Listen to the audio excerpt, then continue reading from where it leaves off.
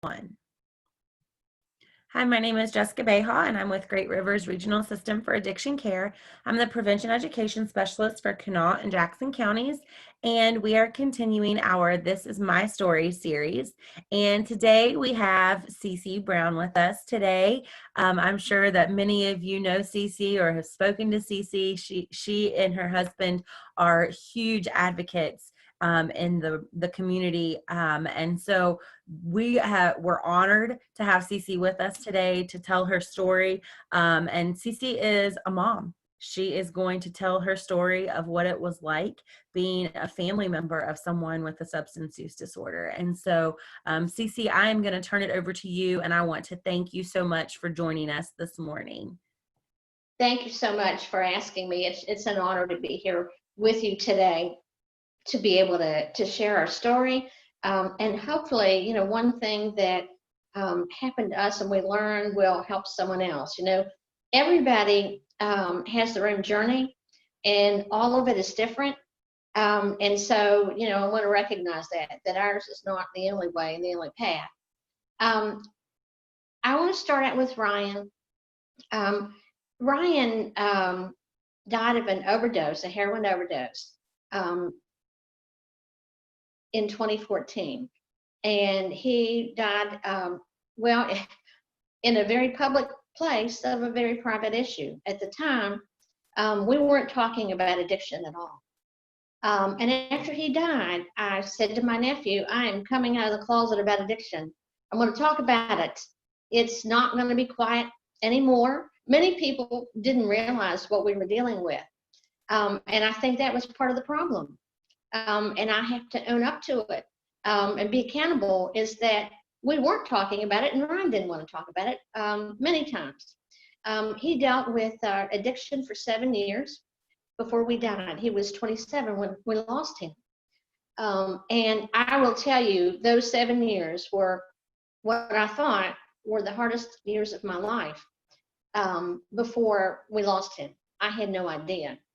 Ryan had about 3 overdoses, and in fact, 1 month he had an overdose.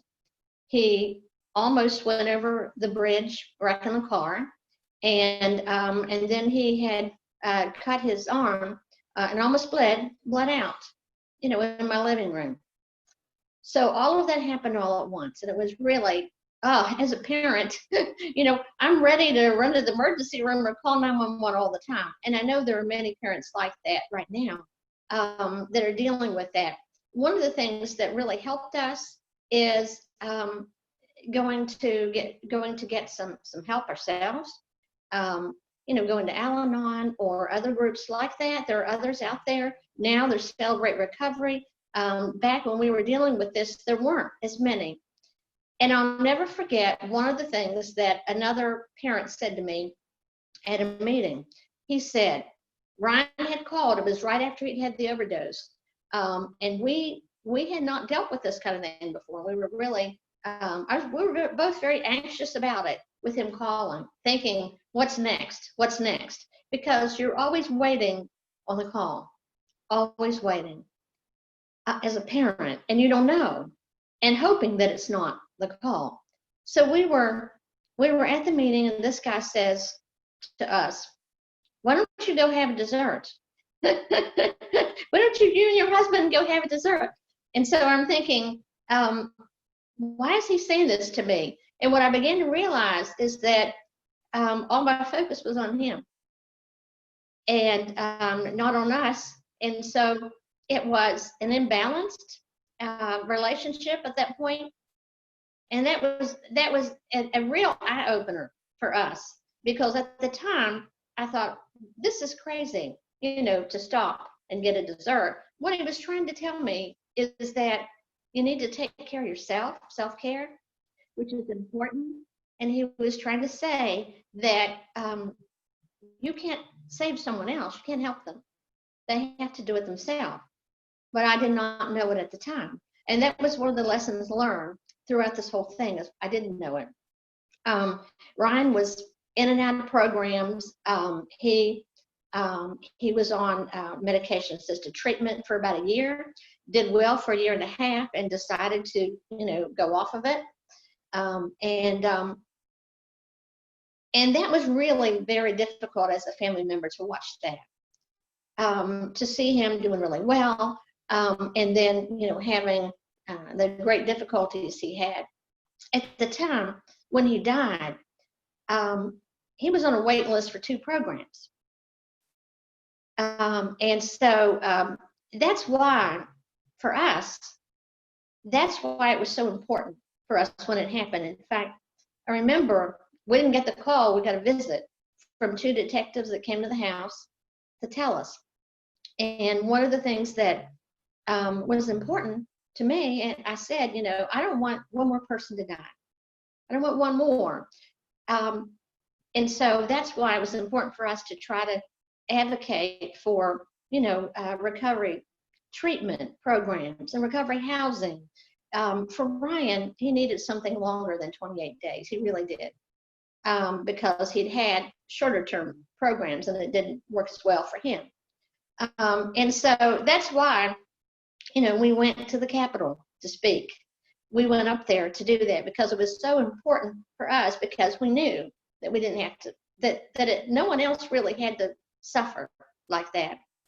I remember a man telling me in a meeting, and I hadn't used the word yet, but he was with the McShin Foundation, and part of the movie Anonymous People.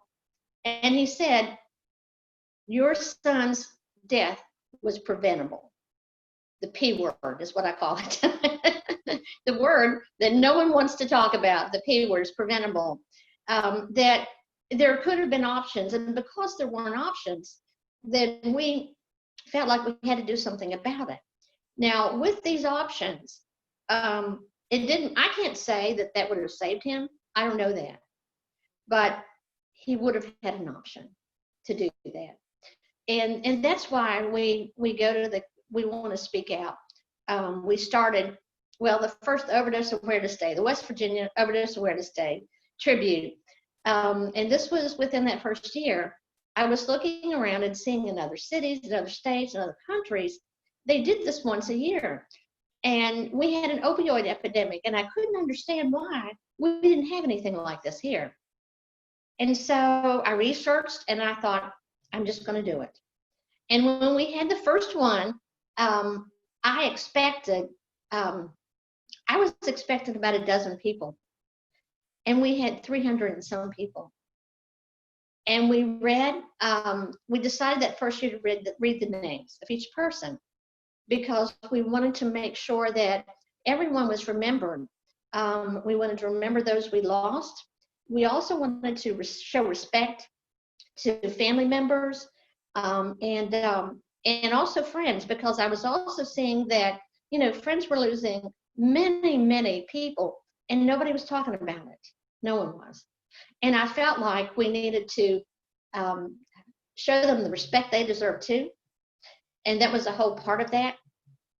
And the last thing that was important to me is that I knew that we had to have hope, that you can't get out of a hole if you don't know there's a possibility to get out. You'll just stay there.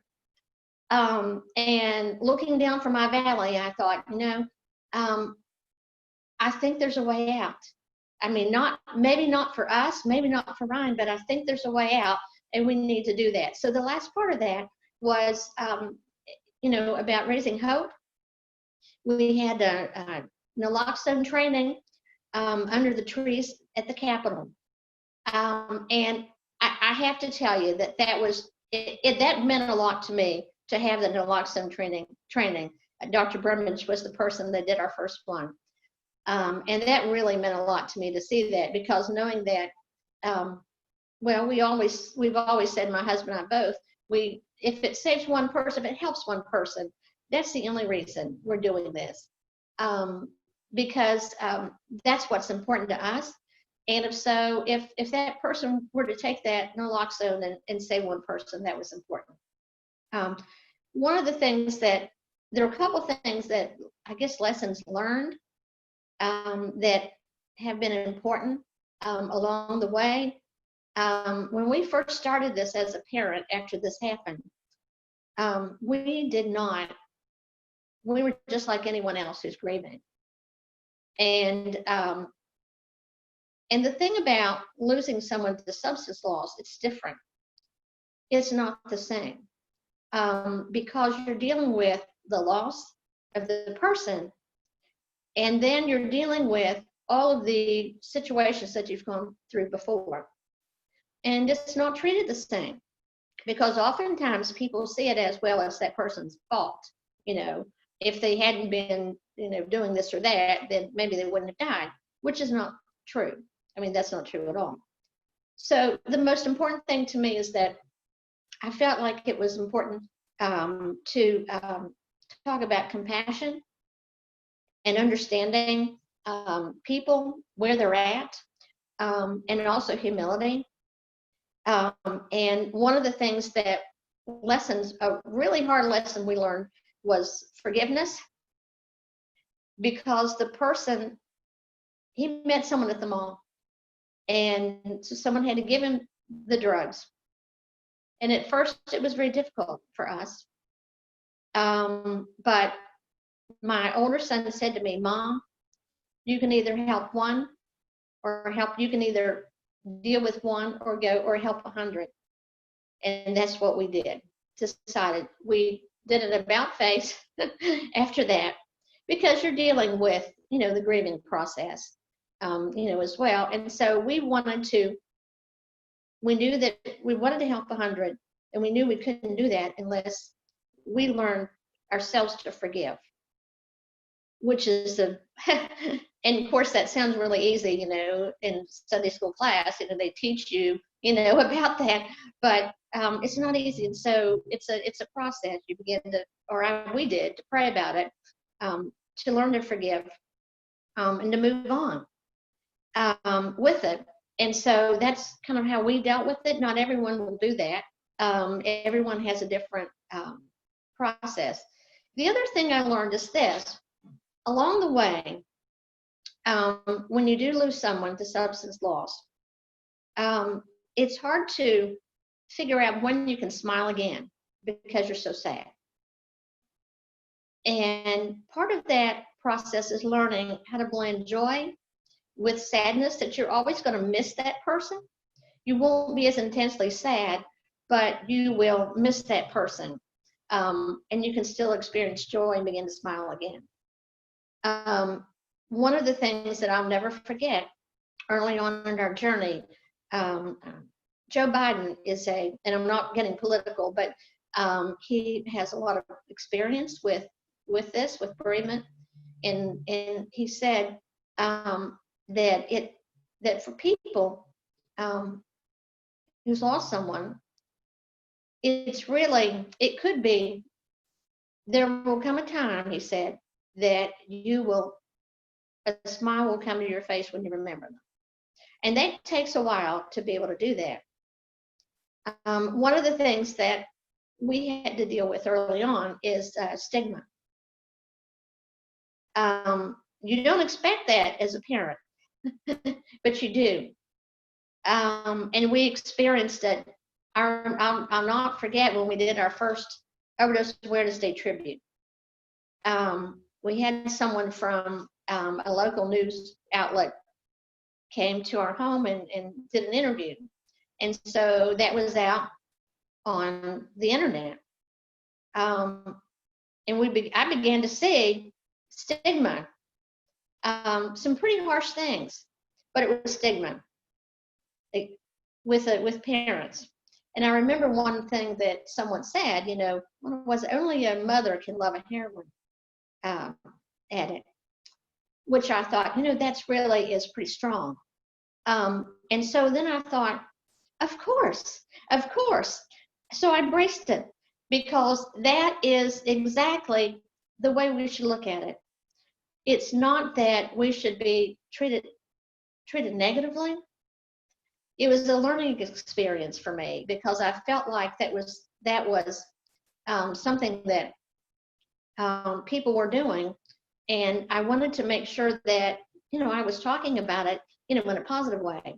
So absolutely, it was an issue he was dealing with, and that's the way that we decided, to handle it. Stigma, just when you think it's getting better, you see it rear its ugly head. And there are a lot of issues right now that people are dealing with the opioid epidemic, the pandemic, and with Black Lives Matter, and all of those are important issues. I don't want the opioid epidemic to get lost, because it's so easy for the news media to, or anyone else, any other conversation, to move very quickly. We have short attention spans, and we focus on what's right in front of our face. And so what we need to think about is that during this process, we've had people who have not been able to have face-to-face meetings. And some programs that maybe couldn't admit, due to the coronavirus. Sometimes people couldn't get in to see their therapist or their doctor. And we need to not forget that. I understand that some of the overdoses are going up because of that. What I see now and what I saw 6 years ago, things have come a long way. We decided that we wanted to have a fund. We didn't want it. We didn't want to run it, but we felt that the state needed a fund, because one of the things that I was hearing from providers is that it was really hard to start a program. And we went to Delegate Chris Stansberry at the time to talk with him about it. And it was his idea to do the fund as a state fund. And he asked me, he said, "Do you care if we name it after Ryan?" And I said, okay. That first year, it didn't make it past the House, because there was money attached to it. At that point, we didn't have the drug settlement money. So it didn't make it past the Finance Committee at the House. The next year, Delegate Robinson, became a delegate, and he was able to get the bill for the Ron Brown Addiction Prevention Recovery Fund passed, to add 450 new beds, recovery treatment beds. And then after that, we were able to get it run through again to get to focus on recovery housing. And actually, that was something I wanted all along. I wanted recovery housing in there as well. So I'm glad that they added that, because that was really important, because sometimes it takes longer than 28 days. There's not a magic number with recovery. Recovery is a daily thing, and that's important to do that as well.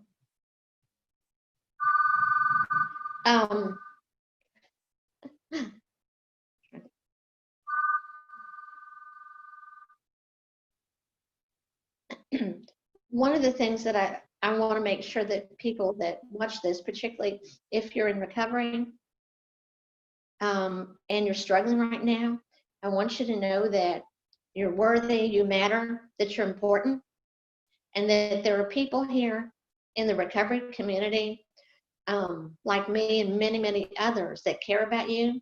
And so there are people that care about you. And we're here for you. And there are many, many others out there that are here for you as well. So we want to make sure that you know that, and that you feel like that you can go and ask for help. I know that's one of the hardest things to do, is ask for help. But there are many people that can show you the way and how to do it. Absolutely. Cece, thank you so much for telling your story. I really appreciate it. Cece, I don't know if you have an answer for me, but I do have a question. Do you all have any updates on if there will be a overdose day this year due to all the craziness that's going on right now? My husband, we talked about that, and I've debated, about what to do with it because I don't want to be the one to get everybody together and give everybody the coronavirus. So I do not have a date. I was even thinking about alternative ways to do that. So I'm open. I thought about doing an online thing um, because we have to. Well, I mean, you can see I'm older. So, I kind of have to be careful because of some health conditions too. So, um, I'm not sure how to do that. We've struggled with that, but I'm open to ideas if you have any. All right. Well, I don't have any off the top of my head, but I can definitely see if anybody else does. So, well, I got to go to Overdose Day last year. It was my first time going, and it was such an awesome time of just people coming together and celebrating life. I think one of the coolest things that I got to see, and I thought was amazing, was the countdown that you all did, the recovery countdown. How many years people had been in recovery, and I thought that was just truly amazing. And then also to see the boards that you all have people sign, Mhm. which is amazing. I mean, just the things that you all have done continues to just show people that there's so much more. We've talked to Shanna McClure and her organization that's called More Than Addiction. And Oh, yeah. one of the things that you said was, it brings a smile to your face. And that's one of the things that she said something very similar. I want to think back on her. She wants to think back on her brother's life and let it bring a smile to her face, and not just remember the negative, but to remember that he was a person and he was so much more than his addiction. And so I think that Ryan would be very proud of the work that you all have done for this community. And I think that you all are definitely fighters for those who, I talked to someone last week, and they said that their goal was to be there and be a voice for someone who sometimes doesn't have that. And I think you and your husband have definitely been the voice for many people. And so we want to thank you so much for being such strong advocates, and thank you so much for sharing your story. And be on the lookout for additional This Is My Stories in the weeks to come. And if you or someone you know would like to tell their story of recovery, or maybe you're a family member and you want to tell your story, that's fine as well. We would love to continue to have more of our This Is My Stories posted and shared, because like Cece said, if it helps just one person, it's worth it. And so we hope that you have enjoyed this time together today. And Cece, again, thank you so much for joining us. If you have any questions for Cece, or you would like to reach out to her, she does have a Facebook page called Ryan's Hope. And you can go there and reach out. They always have great information on there. And so, again, thank you so much for joining us today, and be on the lookout for more of our This Is My Story series.